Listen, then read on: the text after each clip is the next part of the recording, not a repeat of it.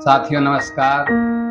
मैं एम के राम आज आप लोगों के लिए एक बहुत अच्छी कहानी लेकर आया हूँ जो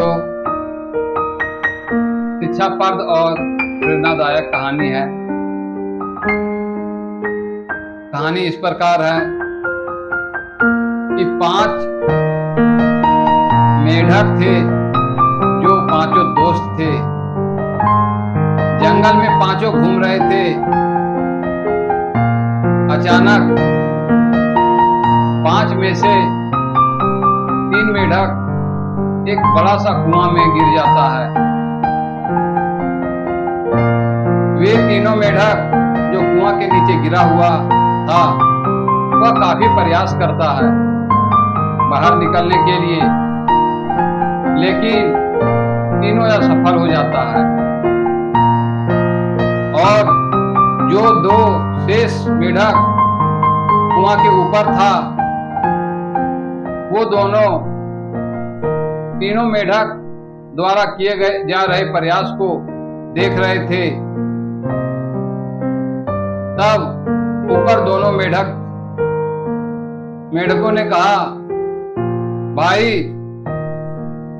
तुम तीनों अब बेकार में परिश्रम कर रहे हो, अब कोई फायदा नहीं है, कुआं बड़ा है, अब तुम लोग इस कुआं से कभी नहीं निकल पाओगे। अब तुम्हें सारी जिंदगी इसी कुआं में बिताना होगा।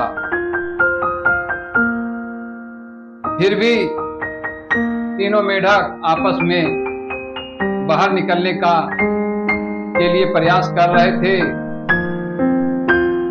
और इस तरह से तीनों थक जाते हैं। तब अब एक-एक करके कुआं से बाहर होने का प्रयास करने लगे, क्योंकि वे तीनों अब प्रयास करते करते थक चुके थे। तब ऊपर बैठे 2 मेढक ने एक मेढक को कहा, भाई कोई फायदा नहीं है, अब तुम प्रयास मत करो, तुम कभी अब कुआं से बाहर नहीं आ सकते, शेष सारी जिंदगी तुम्हें इस कुआं के अंदर ही बिताना होगा। साथियों की इन बातों को सुनकर वह मेढक हार मानकर कुआं के एक किनारे जाकर बैठ जाता है। तब फिर से जो दूसरा मेढक था वह भी ऊपर आने का पुनः प्रयास करता है, लेकिन इस बार भी ऊपर बैठे दोनों मेढक कहते हैं कि भाई मत प्रयास करो, कोई फायदा नहीं है, अब तुम्हें जीवन की शेष आयु इसी कुआं में बिताना होगा, मेहनत करने से कोई फायदा नहीं है, अब तुम कभी ऊपर नहीं आ पाओगे। और इस तरह से दूसरा मेढक भी ऊपर बैठे दोनों मेढकों की बातों को सुनकर वह भी फैसला कर लेता है और कुआं के दूसरे साइड में जाकर कुआं के अंदर ही जिंदगी बिताने का फैसला को मान लेता है। अबर बारी था तीसरा मेढक का, उसने भी प्रयास किया और इस बार फिर से ऊपर बैठे दोनों मेढक उसे भी मना किया कि मेढक भाई तुम क्यों जिद में बैठे हो।